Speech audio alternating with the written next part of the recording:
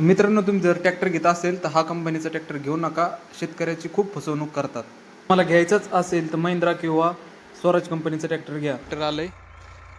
Tractor आलंय तुम्हाला या ट्रॅक्टरबद्दल मी काही 2 शब्द सांगणार आहे. मित्रांनो, हे ट्रॅक्टर आम्ही नाही का 2 वर्षापूर्वी घेतलं होतं.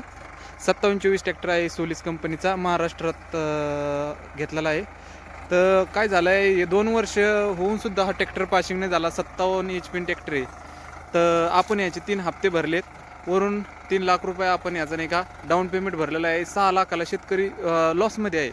तरी पण अजूनसुद्धा मी आपण डीलरशिप यांना बोललो आहे. काय झालं तर तेच नुसतं बोलते मला पेंडिंगमध्ये चालू आहे, तुमचं पासिंग होईल.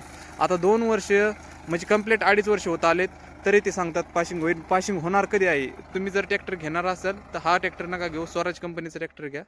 हा ट्रॅक्टर कुणी घेऊ नका, सोलिस कंपनीचा. होता येईल जेवढा हा व्हिडिओ शेअर करा, कारण सर्व शेतकऱ्यांना माहीत झालं पाहिजे कोणता ट्रॅक्टर